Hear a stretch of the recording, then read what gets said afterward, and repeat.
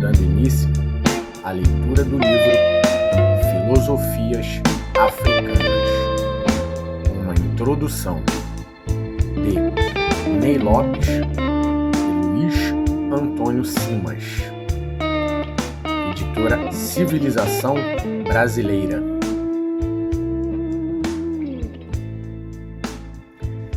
Prefácio. Lara Saião. Ninguém dança sozinho. Dança com, dança para, dança junto. Dança é encantamento, é resistência, é movimento de dentro, anunciado no corpo. Esse parceiro que nos permite dizer quem somos. Dança é expressão de que há algo vibrando, sendo. O viver é um dançar tão bonito, embalado por uma música sentida, mas não tocada por nós. Por isso, misteriosa. E nos cabe dançá-la livremente, abraçando os que entram na roda, acolhendo seus ritmos, inventando passos. E ela, assim, vai ficando ainda mais bonita. Certa tarde, na vida que dança, ou na dança que vive, ouvi um tambor. Segui seu chamado e fui encantada. O encanto veio das letras que brotam das pedrinhas miudinhas, que constituem o chão de um viver atento, vibrante, agradecido, que sabe ouvir o que é e o que já foi, que sabe agradecer os que já viveram e que, por isso, ainda vivem. O encanto veio das palavras atuantes que geram vida porque tocam pessoas.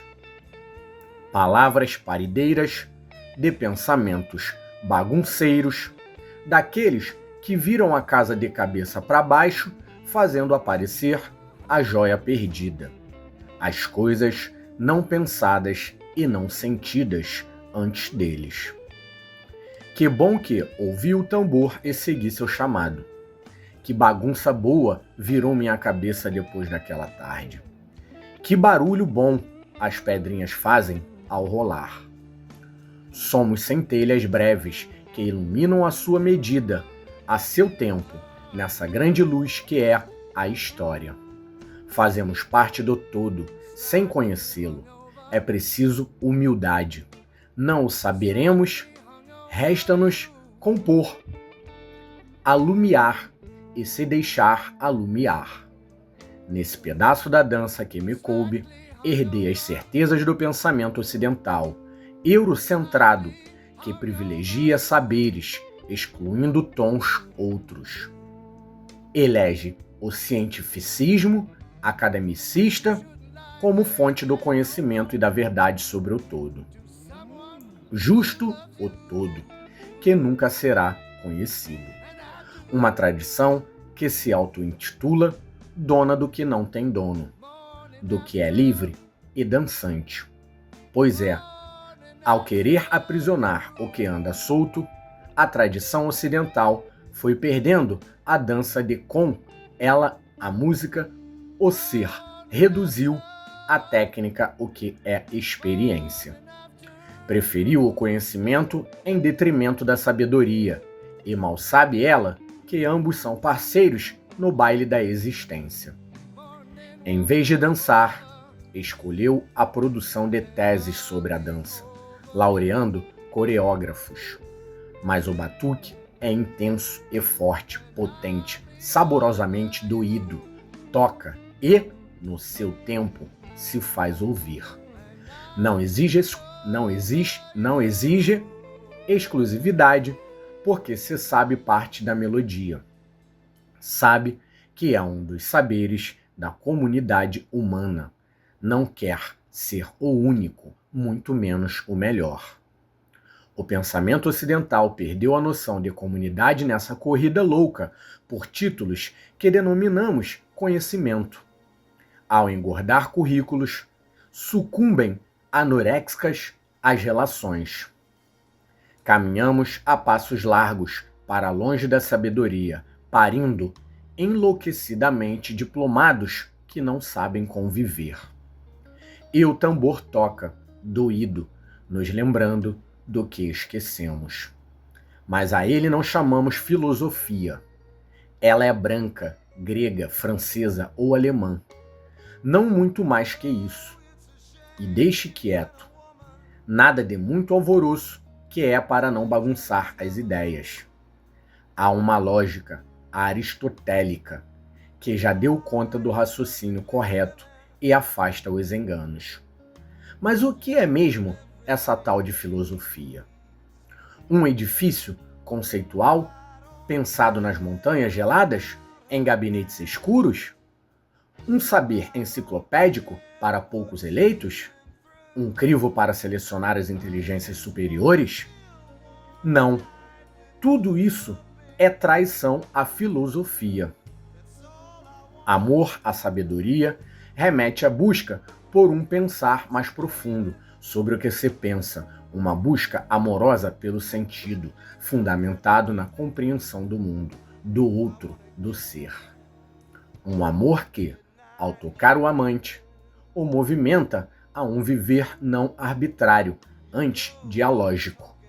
O que busca esse amor?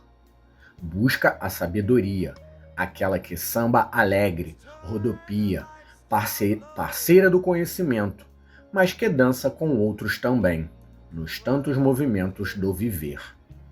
Essa bonita que encanta e apaixona, que se esconde e se faz amar, mas não se deixa presa, nem se conquista fácil.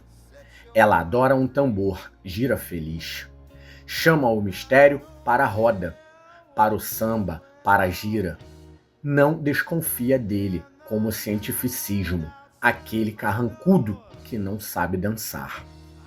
Se a filosofia é um amor, é um movimento, um sair de si, uma viagem, um caminhar. É, pois, um ponto de encantaria. É um encantamento. Não pode conquistá-la quem não sai do lugar. Quem não está aberto às suas andanças, quem não acompanha sua liberdade, quem não dá os passos, e são muitos, à sua procura. Se a filosofia é um desejo, um precisar, somos desejantes da sabedoria, não seus possuidores. Que bonita a condição daquele que deseja e cuida, sabendo não ser dono.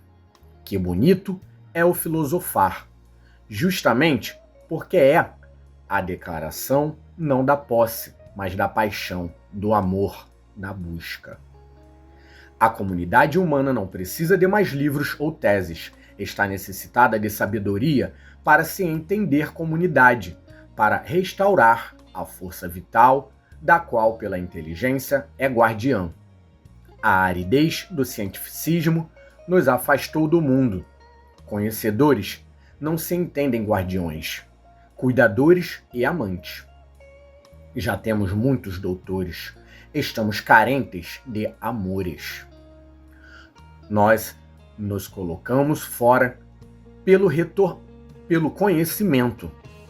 Nós nos colocamos fora pelo conhecimento, como aqueles que observam, e, pela sabedoria, havemos de retornar para a roda como aqueles que amam. Somos porque somos juntos. A natureza, os seres espirituais, os outros humanos, somos. O Dalmatsen, grego, o maravilhar-se, o encantar-se, é o motor que fez Tales de Mileto querer entender a axé, o princípio substancial, e, dialogando com o que percebia e sentia, propor suas ideias para a comunidade. O Dalmatsen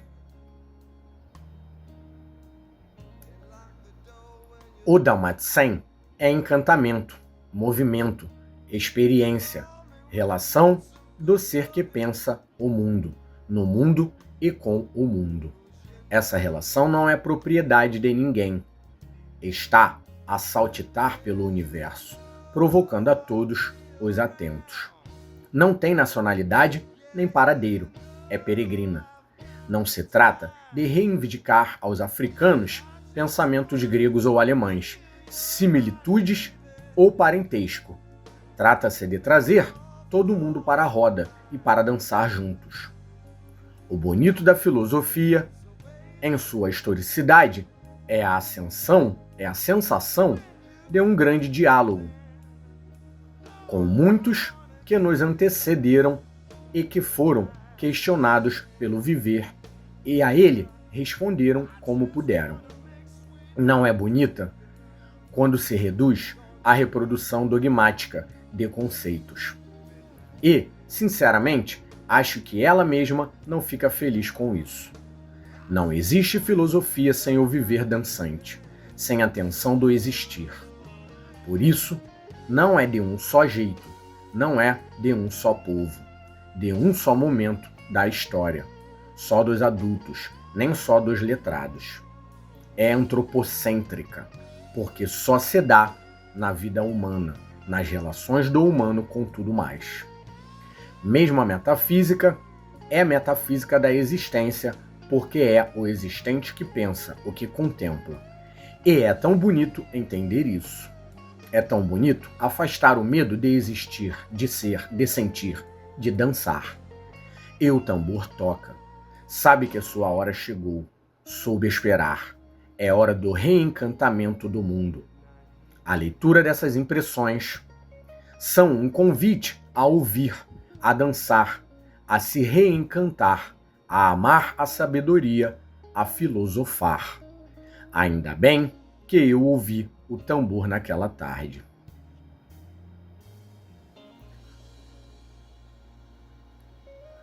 Nota: nosso objetivo com este pequeno livro não é afirmar a existência de uma filosofia africana, no sentido polemizado por filósofos como Kwame Anthony, Appiah e outros. Nossa finalidade é apontar e salientar a presença, no saber africano tradicional, anterior ao colonialismo europeu, de uma estrutura de pensamento homogênea, que fundamenta práticas e ações transplantadas para o Brasil e as Américas, as quais até hoje influenciam, redimensionadas pelas circularidades culturais e as encruzilhadas diaspóricas, o cotidiano de comunidades afrodescendentes e eventuais agregados. Para tanto, reunimos aqui exemplos colhidos por cientistas e estudiosos, antigos e contemporâneos, estrangeiros e africanos, interpretando-os segundo nossos objetivos e convicções. Com eles, procuraremos lembrar que a compreensão da cultura africana deve começar, de uma vez por todas, com o descarte da noção de que, em todos os aspectos, a Europa é a mestra e a África a discípula. Este é o ponto central do nosso argumento. Denunciar o imperialismo da tradição intelectual e a sua obra epistemicida, que extermina saberes e tecnologias, buscando afirmar uma fala africana, na contramão dos teóricos em geral, que tendem frequentemente a generalizar a partir de uma base eurocêntrica.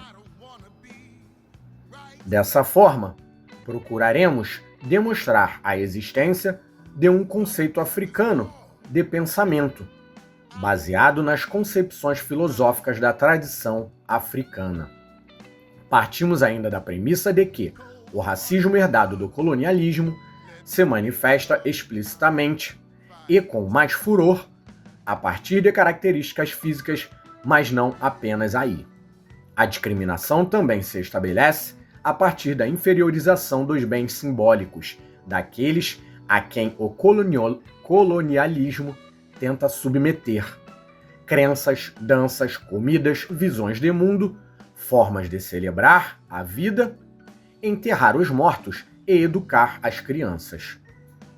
O discurso do colonizador europeu em relação aos africanos consagrou a ideia de que estes seriam naturalmente atrasados, despossuídos de história. Apenas elementos externos a eles, a ciência, o cristianismo, a democracia representativa, a economia de mercado e a escola ocidental poderiam inseri-los naquilo que imaginarmos ser a história da humanidade.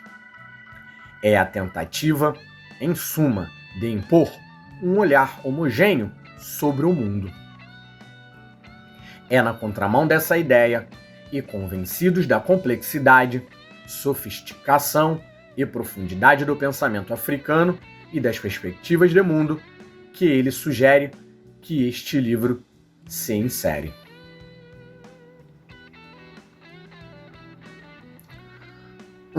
Generalidades. O que entendemos como universo? Para os fins deste livro, o universo é o conjunto de tudo aquilo que existe, na Terra, no mar, no espaço e além dele, organizado em um sistema de forças comunicantes entre si. Mencionamos como espaço a vasta extensão que transcende a atmosfera e onde estão os infinitos corpos celestes. As filosofias conhecidas na tradição africana, como escreveu o antropólogo belga Jacques Maquet, têm em comum a particularidade de entenderem o universo não como uma entidade estável, fixada no ser, mas como um organismo em constante transformação e crescimento. Assim, alguns povos, como os Dogons da atual República do Mali, simbolizam a origem da vida universal em uma semente que faz estourar seu envoltório e passa a crescer em um movimento sem limite. Nessa analogia da semente, a forma espiralada, imagem do crescimento orgânico universalmente compreendida, é percebida também na escultura de diversos povos africanos. A representação do universo como um conjunto de forças em constante movimento correspondente à experiência existencial da tradição africana, em um tempo em que quase todos viviam em pequenas comunidades. Nelas, a existência e sua continuidade dependiam estreitamente de dois processos de crescimento vital: a germinação das plantas e a fecundação das mulheres. As colheitas e os filhos, sem os quais aldeias e linhagens não tinham como prosperar, só se conseguiam após o crescimento sempre misterioso das respectivas sementes. Assim, como assinala Maquet, era normal que, ao representar o mundo, os africanos das mais diversas e distintas regiões vissem a transformação criadora como um de seus valores fundamentais. Também por isso, a compreensão do mundo deles tinha em comum a ideia de que todos os seres compartilhavam uma mesma energia vital, aquela que faz crescer as folhas quando chegam as chuvas, que faz crescer as crias dos animais e dos humanos. Participando desta mesma vida, os seres desenvolvem laços de profunda fraternidade. O caçador, após haver matado, por necessidade, o elefante, cuja carne alimentará seu grupo, deve se purificar para receber o perdão do espírito do animal. O escultor só pode abater a árvore para conseguir a madeira depois dos ritos, que compensarão a desordem que ele vai causar à floresta. Dentro dessa perspectiva, conforme a boa herança africana, o indivíduo se situa no mundo, não se afirmando contra o outro e contra aquilo que supostamente não lhe diz respeito, mas se percebendo como uma parte da natureza, força ativa que estabeleceu e conserva a ordem natural de tudo o que existe. Então, para o africano, o valor supremo da existência é a energia que percorre a rede única, que conecta todos os seres do universo. E o bem maior é captar dela o máximo de sua intensidade, porque ela é instável e sua diminuição pode representar incapacidade física, doenças, definhamento para os rebanhos, aridez para os campos. Nos costumes e memoriais africanos, a mais completa expressão da energia vital é a existência intensa e generosa, a vida plena. E essa potencialidade se manifesta através de diferentes valores secundários ou intermediários que, em cada sociedade, são os objetivos concretos da ação humana, os efeitos militares para os guerreiros, a opulência dos rebanhos para os pastores, a abundância das reservas nos celeiros dos agricultores, as festas generosas que confirmam o prestígio dos chefes, a beleza da criação que entusiasma os artistas. As filosofias africanas comportam uma ética fundante. Elas não se baseiam em uma decisão divina que proíbe certas ações e as transforma em pecados. Na praxe africana, o mal é o que prejudica os outros, o que ameaça a paz e a sobrevida do grupo. Embora esta conceituação não seja absoluta, ela pode ser vista como regra geral. No pensamento ancestral africano, o Ser Supremo, Criador do Universo, permanece muito distante. Ele não se preocupa com a ordem moral, cujos guardiões são os ancestrais, que modelam condutas e eventualmente enviam punições aos descendentes que não os respeitam. Acrescentamos a estas formulações preliminares a observação de que, assim como as línguas da África subsaariana, ou seja, da ampla região outrora referida como África Negra, apresentam notória unidade apesar da diversidade. Ousamos dizer o mesmo da concepção tradicional africana do universo. A unidade se manifesta na noção comum sobre o fenômeno força vital, chamado Nguzo, entre os povos Congo, Tumi entre os Akan, Axé entre os Iorubás. E a diversidade é expressa no entendimento e na extensão desse fenômeno entre cada povo. Cabe ressaltar ainda, como destaca Honorat Aguessi, que a concepção africana de universo interage o tempo todo com as condições telúricas, clima, estações, cheias e regime de chuvas, e, de um modo geral, ecológicas do continente, não como condicionamento do meio, mas como diálogo percebido a partir da ideia de integração entre o ser humano e sua circunstância. Geograficamente marcado pela floresta tropical ao centro, o Saara ao norte, o deserto do Kalahari a sudoeste, as savanas que separam o deserto das florestas e algumas terras altas, o continente africano é banhado a oeste pelo Oceano Atlântico, ao norte pelo Mar Mediterrâneo, a nordeste pelo Mar Vermelho e a leste pelo Oceano Índico. Considerando-se que suas regiões norte e sul são marcadas por desertos, o continente tem poucos rios. Eles, todavia, são meios de comunicação fundamentais como o Nilo, o Senegal, o Volta, o Níger, o Kwanza, o Congo, o Gâmbia, o Zambeze e o Limpopo. Além disso, a África possui lagos extensos, como o Vitória, o Tanganica, o Turkanã e o Niassa. No meio da unidade estabelecida pela crença na força vital, ocorrem variações de acordo com a vegetação, a savana, a floresta cerrada, a hidrografia, que eventualmente justificam as modalidades de povoamento e de comunicação, e os pontos de confluência e divergência do modo de pensar africano. Essa interação nos permite encontrar elos entre o pensamento dos plantadores da savana, dos caçadores das estepes, dos pastores Nuer Shuluk, dos habitantes das grandes florestas e da civilização dos grandes impérios, Mossi, Ashanti Iorubá, Bamum e Benin.